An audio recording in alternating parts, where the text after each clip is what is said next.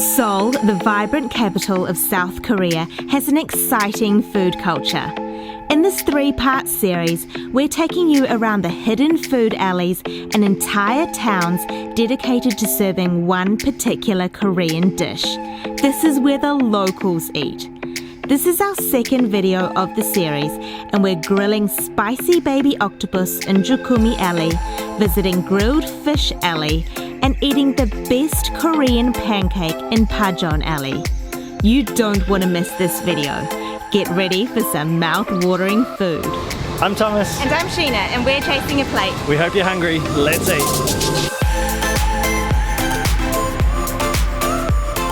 We're starting at Jjukkumi Street. Jjukkumi is a web-foot octopus, and this whole alleyway behind me is lined with restaurants selling the same dish, Jjukkumi bokkeum, which is stir-fried octopus. Let's go and get some. 감사합니다.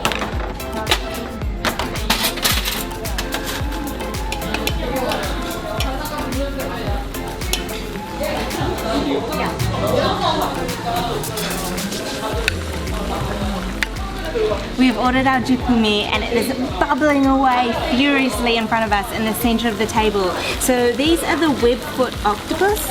감사합니다. The staff just brought over some sides, so I'll talk you through that later. So we've got the octopus here, and this species of octopus is really prevalent along the coast of Korea, so it's a really popular food here. It's come with some slices of pork belly, so that's cooking away in the stew as well. There's also some tteok, which are rice cakes. We've got some enoki mushrooms, which are hiding underneath there. There we go, some enoki mushrooms. These along the side here are yakimandu, so deep fried dumplings. And then halfway through the mixture cooking, the staff came over and they added some fresh prawns. So we've got some fresh prawns in there. And you can see that the color of the jjukkumi, the stir-fried octopus, is a bright red, and that red is from gochujang, so Korean chili paste.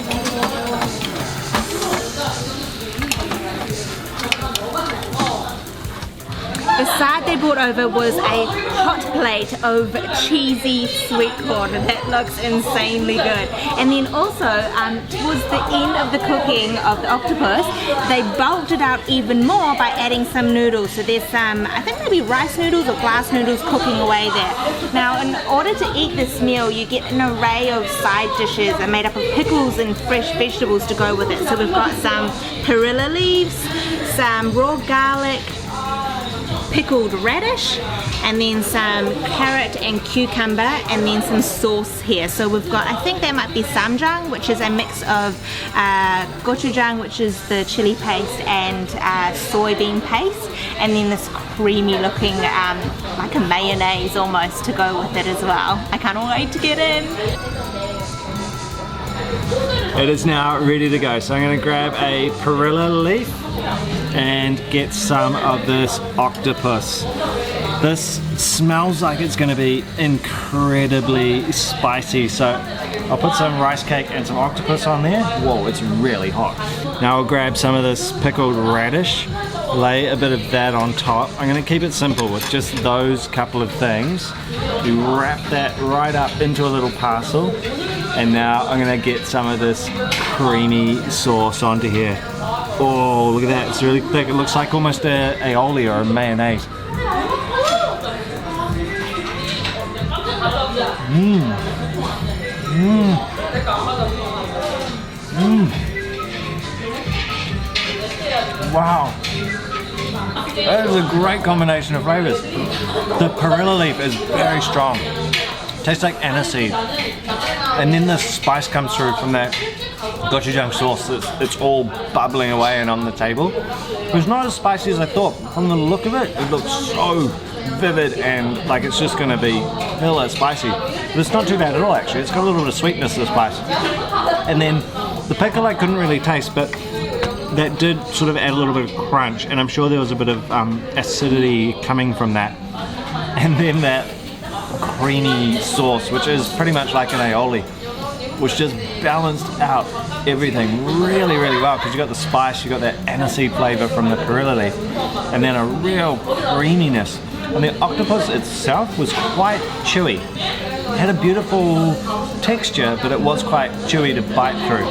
And didn't have any real seafood flavor or anything like that. It actually just tasted like the gochujang sauce, so just tasted like that beautiful spicy mixture that's all bubbling away in. Alright, I want to get some of this pork belly. Where is, oh there we go, let's get a slice of this pork belly. And I'm going to grab one of these perilla leaves as well. So place the pork there, and then a bit of octopus. Might get a tentacle, might get a couple of tentacles actually. Alright, a couple of tentacles on there. And then a slice of this pickled radish. I love this stuff. It really adds a real freshness to each bite. Oh, I just licked my chopsticks and I can feel that chili on my tongue. It is burning. I'm going to do the same as Thomas and get some of this aioli. So a big splodge of that. Alright, let's go for this one mouthful.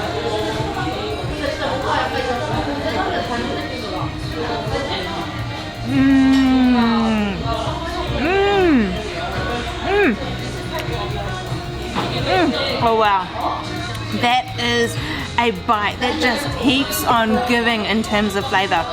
Like Thomas said, that perilla leaf just adds a beautiful aniseed flavour. It's really fresh. And the octopus is really bouncy in texture. That pork belly just sort of oozed a bit because it had a beautiful layer of fat in there. It just added extra flavour to the mouthful. And then that pickled radish is just really clean tasting, and then that aioli. I love how this pan is filled with so many different ingredients. So I've loaded up my plate with the yakimandu, so the dumpling, which has been deep fried, but it's gone a bit soft now that it's been cooked down. And I think that's actually filled with glass noodles, some dok, which are rice cakes, and then glass noodles, and then the octopus and some pork. So let's just try this dok, so the rice cake.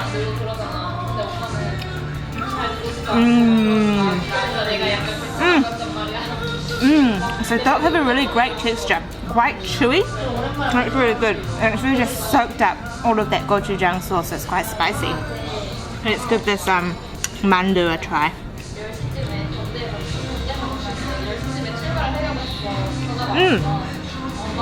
So it's filled with like a glass noodle, but the glass noodle is quite hard. Maybe because it's been deep fried.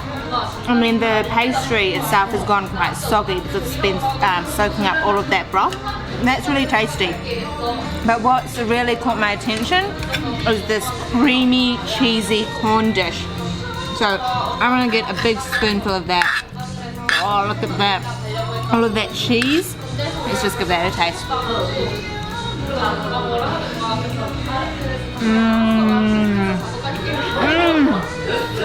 The corn is really sweet. It tastes like it's cooked in mayonnaise, and then there's just that cheese all on top, which is just really creamy and oozy. That's a great side. That was truly delicious, and it got spicier and spicier and spicier as we went. So by the end of the meal, it was burning. It was really good. I love these laneways. Check them out. So this one is nothing but restaurants serving that dish. And remember, this video is going to be made up of a number of these laneways. In fact, this entire series. So this is video 2 out of 3 videos featuring these types of food streets in Seoul. These are such cool places to eat. Let's go get some more food.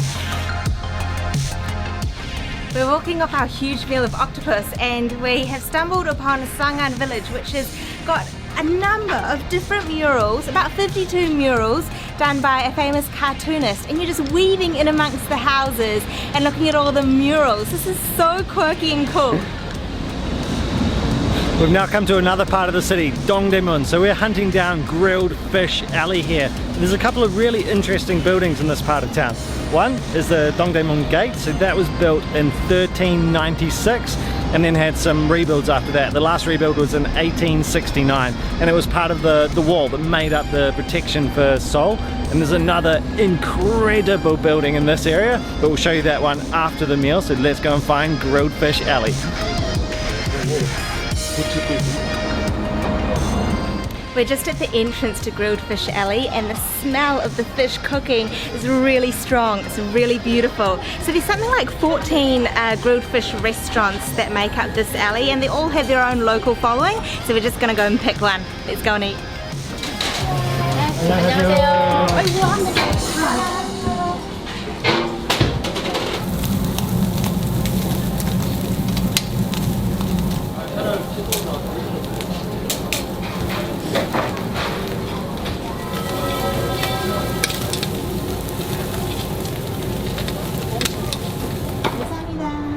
We've got our grilled fish meal in front of us, and there's so much fish to choose from, so let me talk you through what we ordered.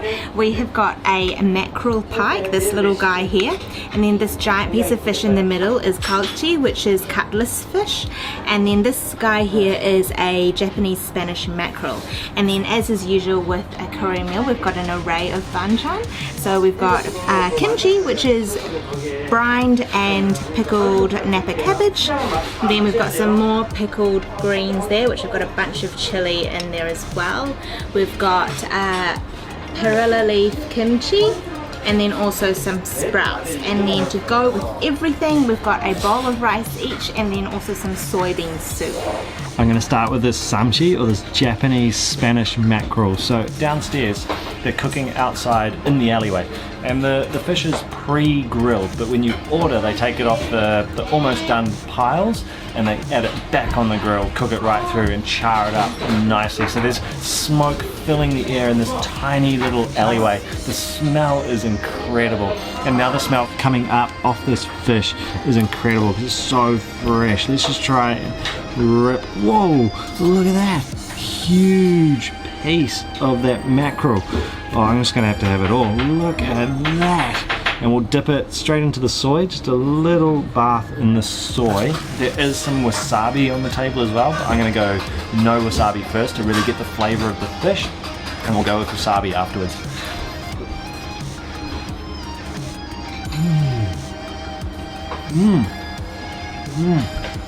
Wow, that was good. Has a beautiful texture, the flesh. It's actually a little bit dry, but it's very fleshy, so it's got a lot of texture. And it's got a little bit of charred flavor from the outside, and it's quite salty. I think it might be brined or salted because it's got a lovely saltiness, and not from the soy. The saltiness is coming from the fish itself. The soy just added a nice little sweetness to the mouthful. And mackerel's a pretty oily fish, and that is still quite oily, but not as oily as I was expecting actually. And they're cooked on a grill, so an open grill, not on a hot plate. Have had this meal before in Busan, and that was cooked on a hot plate, so it was a lot more oily than this. This is quite dry. Really, really good. Have a look at this wasabi. So it's a really finely ground paste. So I'm gonna get a huge dollop of that and pop it in the side of my soy. Oh, that looks amazing. And I'm gonna try the cutlass fish, or also known as hairtail fish. So we'll dump a huge bit of wasabi on there. And it's called hairtail because it's very long and thin, so you can see it's a very long fish here, but when it's whole, you see it in markets. If you've ever been to Korea, you definitely would have seen this fish.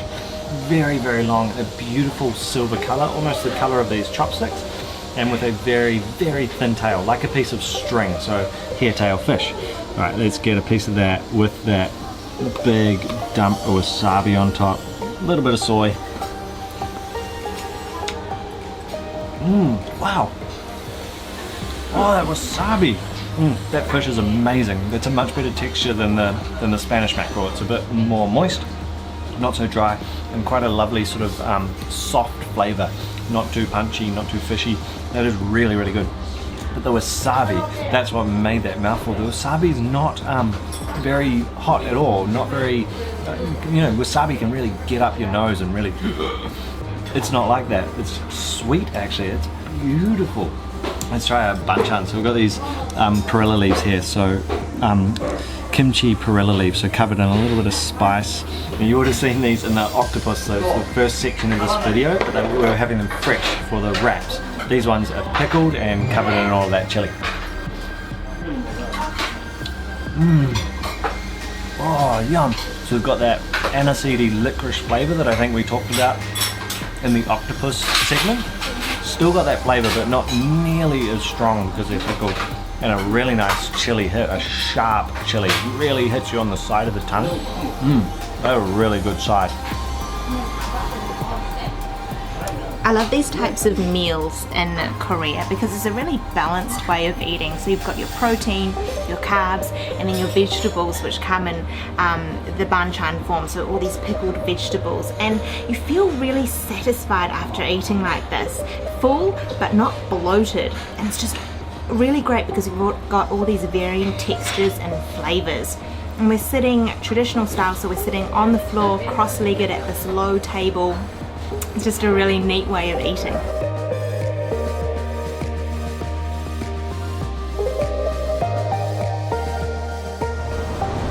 That was such a delicious grilled fish meal, and now we're having a wander around Dongdaemun, and I just love the dichotomy in architecture in this area. So you've got the impressive historical Dongdaemun gate that Thomas showed you, and then you've got this, the Dongdaemun Design Plaza. So this really neo-futuristic building was designed by the late great British Iraqi architect Zaha Hadid, and it is so spectacular. It's just made up of shops and event spaces.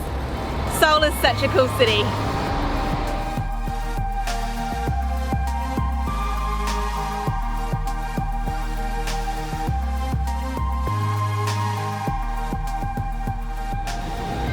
It's night time and we've hunted down another food alley. We're here at Pajeon alley, which is green onion and pancake alley, and where we're eating is just behind us. Let's go. This restaurant is so pokey. It's really awesome. We've just come up these stairs and we're sitting at the top level and I can barely stand up.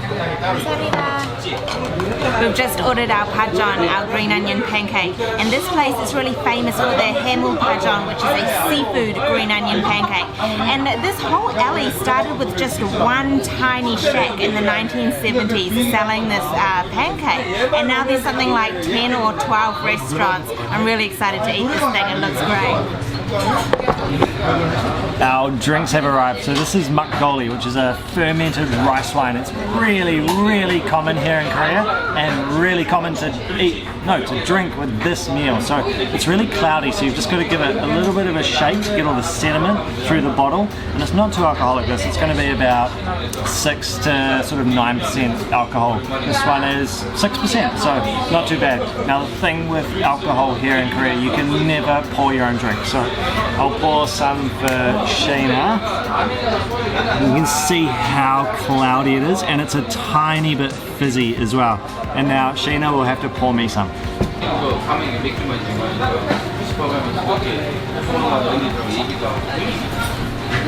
Okay, makgeolli's up. So you always drink this out of a bowl as well. Oh, such a good flavor. It's a little bit tangy. So it's because of the bubble and the fermentation, it's got a little bit of a zing almost on your tongue when you drink it. And it's pretty subtle in flavor. It's not sharp in alcohol. It's only 6%, so it's kind of like drinking a beer. It's not like drinking hard liquor, but it is rice wine. That is so good. I can't wait for this pancake too because it looks amazing and it's going to go really well with this drink. Our Hamul Pajeon or green onion seafood pancake has arrived, and holy moly, this thing is big. Like, it's sizable and it looks real good. So let me show you what is in here. So you can see octopus. And then really thickly cut slices of spring onion or green onion, and the pancake batter is just a flour and egg batter, and it's got really crispy edges. And to go with it, there's some onion in I think maybe soy and black vinegar mix, and also some radish kimchi. So I was really interested to discover how this dish came to be, and I read that it actually was created after a battle that took place in the 1590s. So what happened was that there was a Japanese invasion at that time, and they invaded this town or this village. And when the villagers were fighting, they ran out of weapons to use, and they ended up using spring onions or green onions to throw into the eyes of the enemy. ultimately they lost, and heaps of lives were lost. And so after the battle, the remaining villagers and the remaining townspeople started cooking green onions into a pancake to act as sort of a tribute to the people who had lost their lives. Pajeon, or spring onion pancake, is a really popular food in Korea, and what makes the Pajeon in Pajeon Alley really unique is this built up crispy outer edge here. So gosh, it looks really good. Alright, I'm just gonna get into this thing. And it is just laden with spring onions. There's so much on there.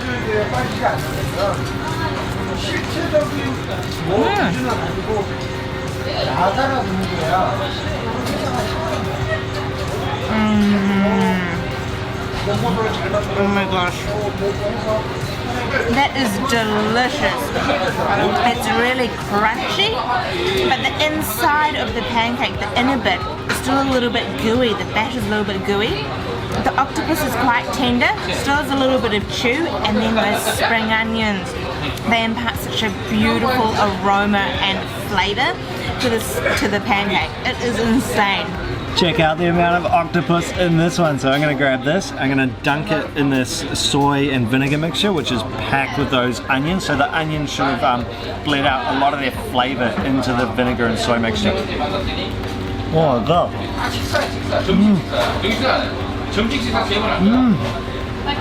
Wow. So crispy on the outside.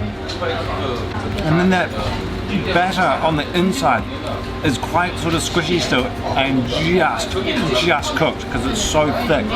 The octopus is perfect. I love it. It's got a tiny little chew, but it's really easy to eat.